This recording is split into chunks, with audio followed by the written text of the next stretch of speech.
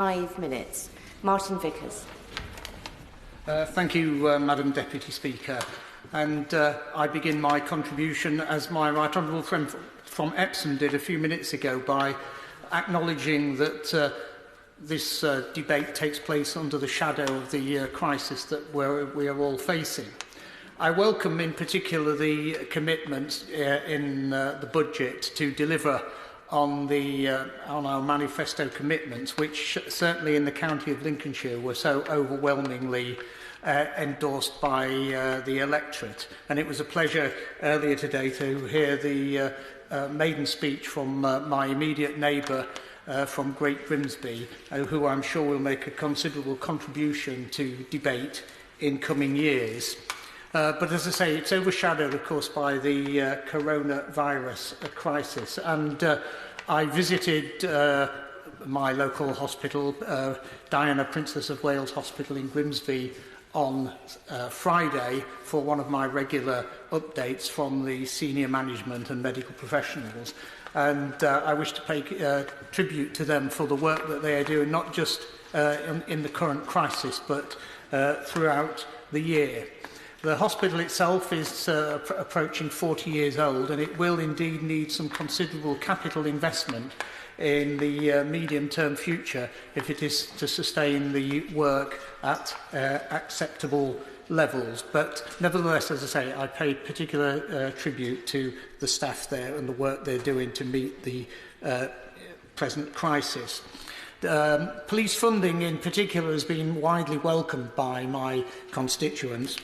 Humberside Police in recent years have managed to increase their numbers by over 200, and there are a further 97 pending in the next phase. So it's particularly welcome, and of course, like constituents up and down the country, my residents in Cleethorpes actually want to see visible policing, and I was in discussion with the superintendent only this last week, and I've received assurances that that will be the case.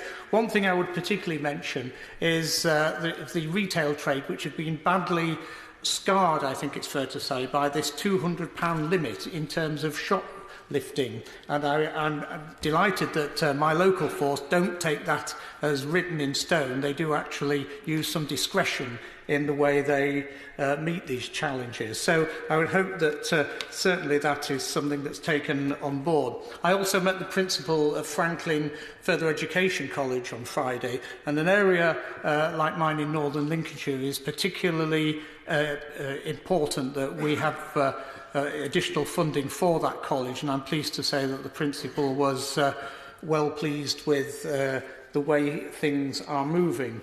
Now, the public services, of course, are not all met by the public sector. We need private sector involvement in order to deliver some of our essential services. And the area that I represent was designated by the government as the first town deal, the Greater Grimsby town deal. And I would hope that the continued investment will continue there. The Secretary of State for Local Government was in North East Lincolnshire only 10 days ago and announced another £3.5 million boost for the town deal, and that's very welcome. And it's also particularly welcome that there is renewed enthusiasm amongst councils throughout Lincolnshire now to revisit the Lincolnshire devolution deal, which unfortunately didn't materialise a couple of years ago.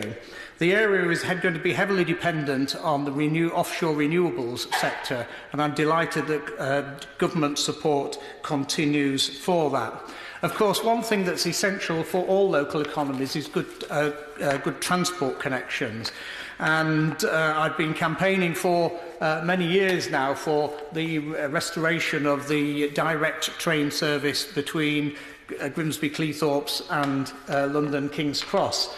I, along with neighbouring MPs, met the LNAR chief only 2 or 3 weeks ago, and I'm pleased to say that they are prepared to operate a service if the government tell them to. This needs no capital investment. It's one of those easy wins that can be achieved, and I would hope that the Minister on the front bench will ensure that his colleague, the Secretary of State, hears my renewed plea.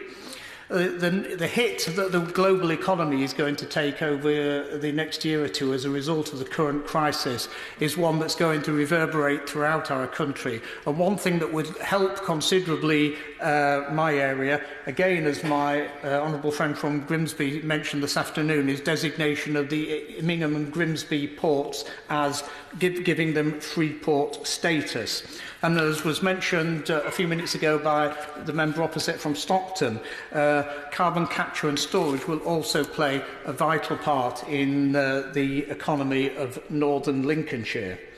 The town, the resort of Cleethorpes is doing reasonably well, but of course it will take a significant hit, particularly small businesses, bed and breakfast, guest houses, small hotels and the leisure sector as a result of the current crisis. And I would echo the words of colleagues to the front bench that as we continue to react to the current circumstances, that those small businesses are taken note of. I welcome the announcement from the Chancellor in respect of, for example, business rates, which will certainly help them, but I think more measures are inevitably going to be needed. So, Madam Deputy Speaker, I'll conclude at that point as I've got 33 seconds extra to give to someone else.